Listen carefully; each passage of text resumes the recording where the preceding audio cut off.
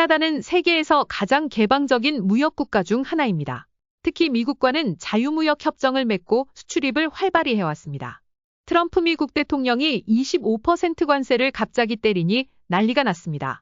그런데 갑작스런 미국의 무역장벽보다 더 딱한 것은 바로 캐나다 내 각주 간의 무역장벽입니다. 한 나라 안에서 지방 간의 상품 서비스 거래가 어렵다는 게 이상하게 들릴 수도 있지만 현실은 그렇지 않습니다. 예를 들면 온타리오에서 생산한 와인을 밴쿠버에서 쉽게 살 수 없습니다.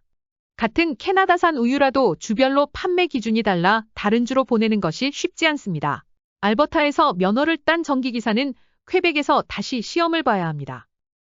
미국 무역 장벽이 문제가 아니라 캐나다 내 주간 무역 장벽부터 해소해야 한다는 비판이 거세어지고 있습니다. 왜 이런 문제가 발생할까요? 바로 각 주마다 다른 규제, 세금, 허가 요건 때문입니다. 뉴브런즈윅의 한 주민이 퀘벡에서 맥주를 사오다가 적발되어 벌금을 부과받은 카머 케이스는 캐나다 주간 무역장벽 문제를 상징적으로 보여준 중요한 대법원 판례입니다.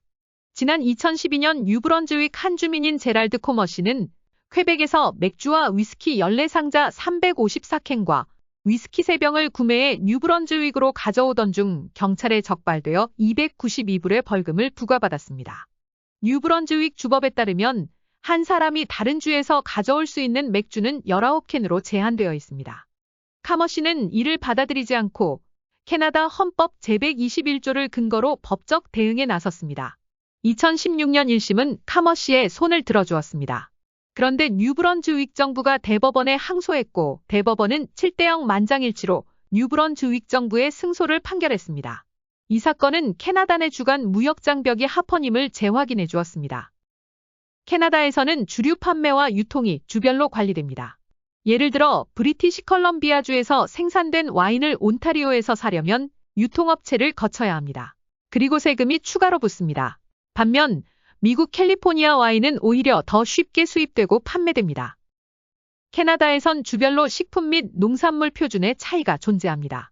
가령 퀘벡에서는 특정 제품의 프랑스어 라벨이 필요하지만 다른 주에서는 그렇지 않습니다. 캐나다 각 주엔 상품과 서비스를 규제하는 전문 자격증명기관이 약 600개 정도 있습니다. 건강과 환경보호를 강조하는 이런 기관들이 보이지 않는 주간 거래장벽의 원흉이 되고 있습니다. 알버타와 브리티시 컬럼비아주는 일부 건축 코드가 다릅니다.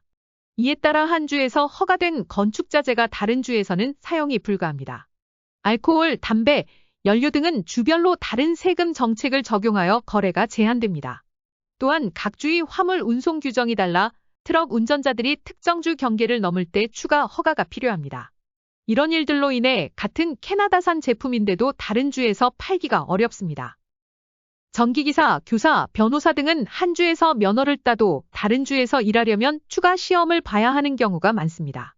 이는 노동력 이동을 어렵게 하고 인력 부족 문제를 심화시킵니다.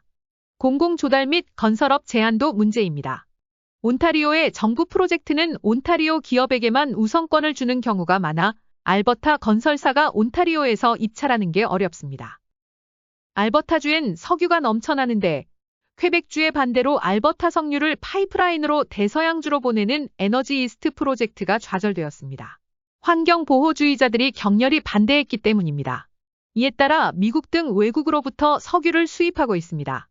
트럼프 관세 부과가 본격화되자 에너지 이스트 프로젝트를 되살리자는 목소리가 나오고 있습니다.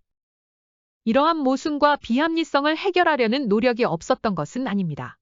2017년 체결된 국내무역협정인 CFTA가 그 좋은 예입니다. CFTA는 주간 무역장벽을 줄이기 위해 상품, 서비스, 노동력의 자유로운 이동 촉진, 표준 조화 및 인증 상호 인정 확대, 불필요한 규제 철폐를 추구하고 있습니다. 하지만 완전한 해결에는 갈 길이 멉니다. 여전히 많은 제한이 존재합니다. 캐나다 내에서 각 주 간의 거래는 국제무역만큼 복잡하다고 합니다. 규제 차이, 면허 제한, 세금 차이 등으로 인한 주간 무역 장벽은 많은 경제적 손실을 초래하고 있습니다. 지난 2020년 캐나다 통계청 연구에 따르면 내부 무역 장벽이 부과하는 부담은 평균적으로 상품에 대한 6.9% 관세 비용과 동일한 것으로 나타났습니다. 국제통화기금의 2019년 연구도 지방 간 무역 장벽의 비용이 상품 및 서비스에 대한 평균 관세 21%와 거의 동일할 수 있다고 지적했습니다. 지방 간 무역을 개방하면 국가 경제 규모가 2,450억 달러 증가할 수 있다고 추정도 나와 있습니다. 이는 1인당 수천 달러에 해당합니다. 캐나다의 지방별 수출입 자료를 보면 GDP 기준 캐나다 무역의 3분의 1이 지방 간 무역이고 나머지는 다른 나라와의 무역입니다. 미국과의 무역 전쟁이 본격화되면서 대미 무역 마찰을 줄이는 것도 큰 문제이지만 캐나다 정부와 각 지방주가 함께 국내 무역 장벽부터 철폐해야 한다는 주장이 주목을 받고 있습니다.